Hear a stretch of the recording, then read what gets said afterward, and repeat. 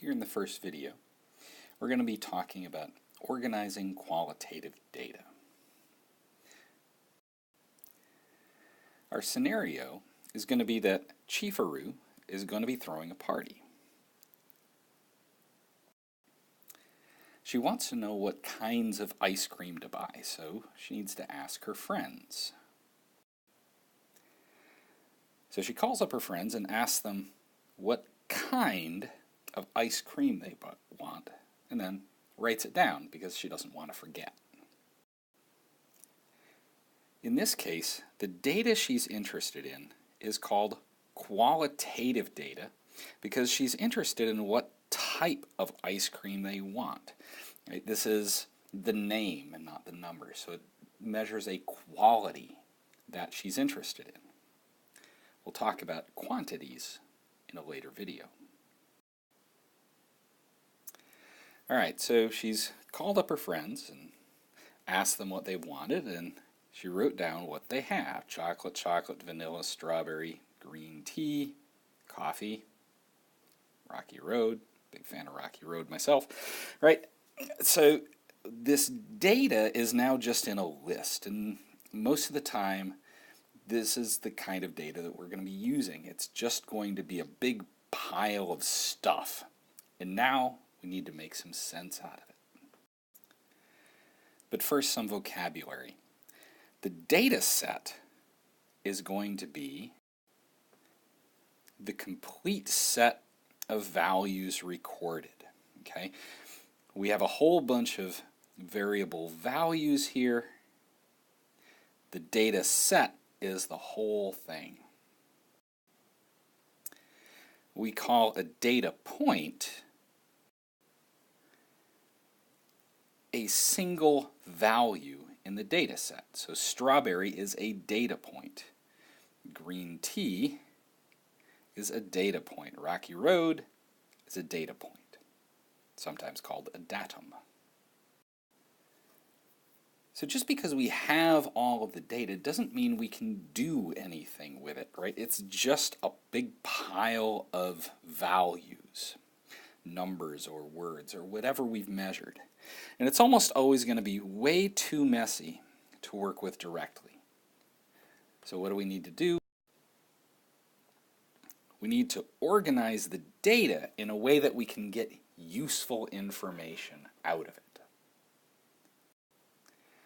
There are a number of ways we can do this. We could just alphabetize it, right? We could list it by our preference. But the thing that's going to help us out later on is that we're going to put this into a table. It's going to be called a frequency table because we're going to count how frequent each of the data points are, right? All of the chocolates, all of the vanillas. Okay? So, let's look at what a table is going to be. Our frequency table, right, we're going to have some place to put our variable values, right? Value 1, value 2, etc., right? Chocolate, vanilla, strawberry, green tea, etc. We're going to count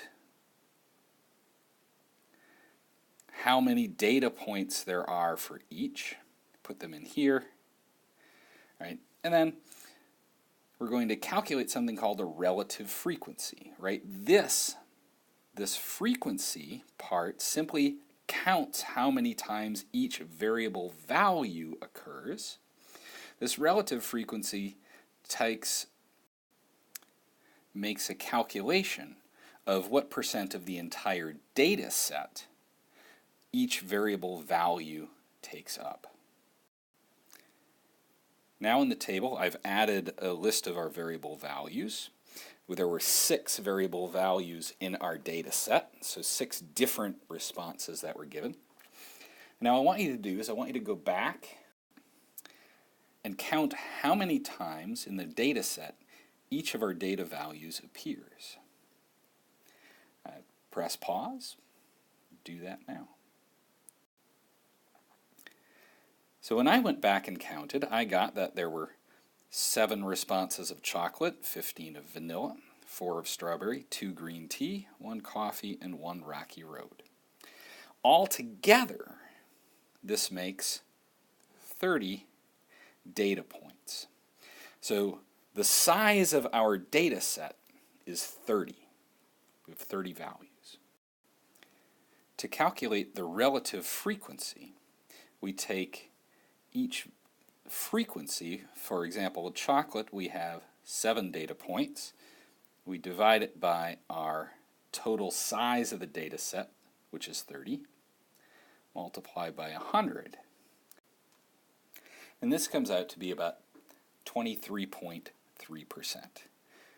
Again, I'd like you to pause the video and do the calculations, and we'll take a look at what I got on the next screen. So I got 23.3% for chocolate, 50% for vanilla, 13.3% for strawberry, 6.7% for green tea, 3.3% for both coffee and rocky road. The relative frequencies should add up to 100%.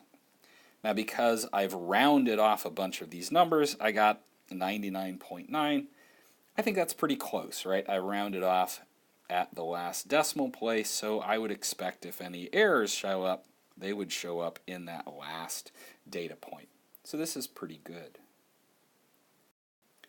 Because decimals are usually easier to calculate with than percents, sometimes we see the frequency table written with the decimal rather than the percent as the relative frequency.